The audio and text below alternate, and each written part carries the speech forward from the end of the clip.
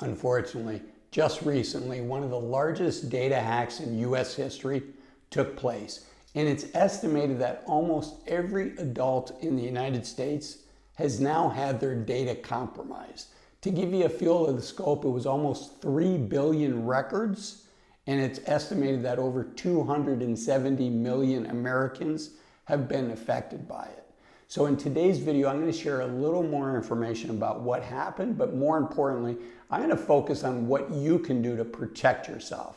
Because almost everybody watching this video should assume that your data has been hacked. And what kind of information has been hacked?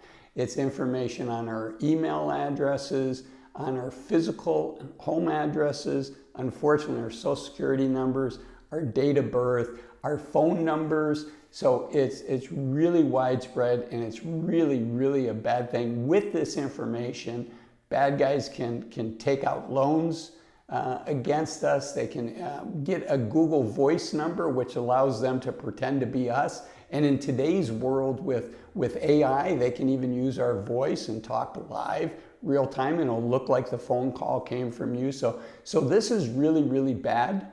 And I want to share with you what you can do to protect yourself. So there was a hacker group that broke into an organization that does background checks on people.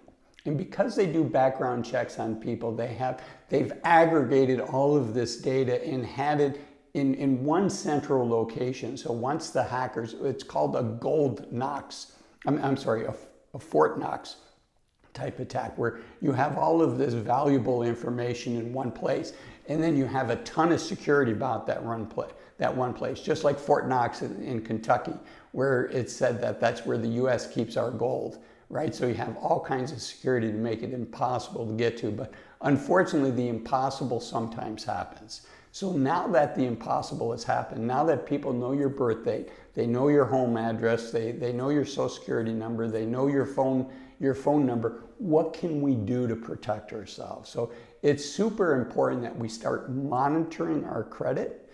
But when we're monitoring our credit, really what we're doing is we're looking back at history and saying, has anything bad happened? And we want to be as proactive as we can. We want to prevent bad things from happening. So unfortunately for that, many experts recommend that folks do what's called the freeze on your credit. In a freeze on your credit, there's 3 main credit bureaus in the United States. They're Experian, Equifax, and TransUnion.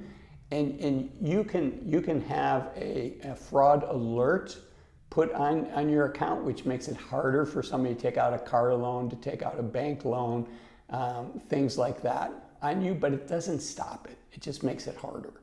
A credit freeze says, do not approve new loans for this person. Do not approve new credit cards. So that's a higher level of protection than the fraud alert. But with that higher level of protection comes some downsides. So let's talk about the pros and the cons. So first off, the pros with a freeze is it's free to do. You have to reach out to each of the credit reporting bureaus. They'll give you a website to go to where you do this.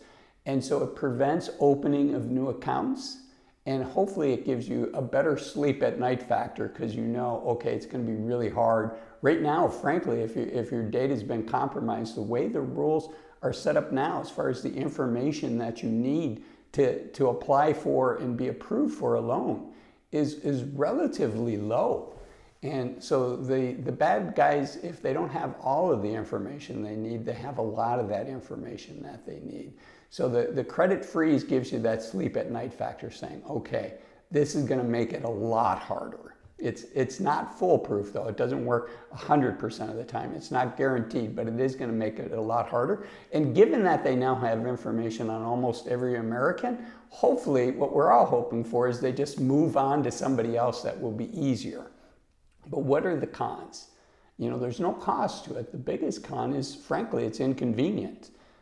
I have a freeze on my account, and frankly, it's a pain. You know, anytime I want to get a new credit card, I want to switch credit cards, or if I want to co-sign a lease for an apartment for one of my kids, they need to do a credit check on me. And so I have to call up, I have to unfreeze it, I have to remember, my PIN and my password and all of that information.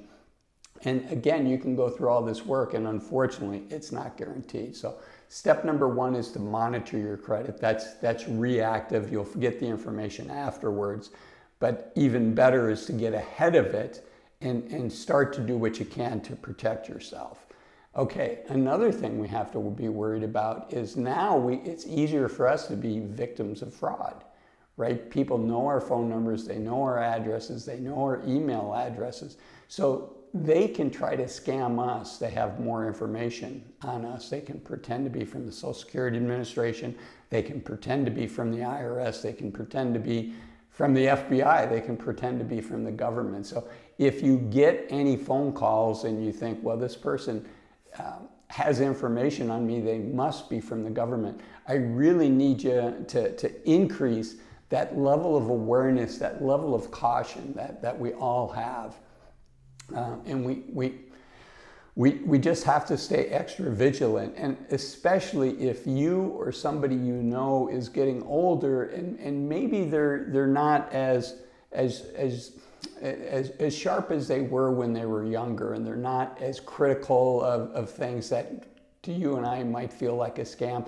We need to let them know that this has happened and to be extra critical and extra safe. And even if we think it's somebody that we know and love, right? It's somebody from our family and the phone number shows up and it's their voice. Unfortunately, they can still be pretending. It can be scammers using AI, right? All they have to do is listen to the voicemail and they can clone that voice. They can use Google Voice to get that person's phone number. So we all have to be extra diligent. It's a very risky time out there, and I hope the U.S. government does something to make it harder for these bad guys to, with just a couple pieces of information, to use it against us.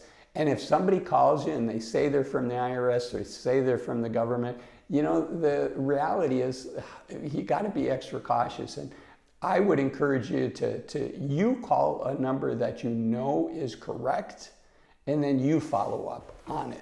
For instance, I'm not sharing any website links. There are some links online where you can check and see if your data's been hacked. But you know what? The reality is almost everybody watching this video has been hacked. So I'm hesitant to put a website out there, frankly, because I don't know how to verify it and make sure it's right for you. And the last thing I'd want to do is get out information on this channel that would end up hurting somebody. So I have not done that, but you can do your own research. There are sites that will tell you what information is available on the internet for you. There's likely going to be some large class action lawsuits that come from this. So keep your eye out for information. I would not be surprised if we're all offered free credit monitoring. Oftentimes when there's a big hack like this, we're offered free credit monitoring for a year or for 6 months, whatever it is. So be looking for that, and unfortunately be extra cautious, because even that could be a scam. So unfortunately, this video leaves more questions than answers, but hopefully it's helpful that this is on your radar screen, and just be extra diligent. And I also want you to be extra diligent as your time comes for thinking about retirement, is what's the right time for you to retire? And that's why I made this video up here, why retiring at 65 might be a big mistake.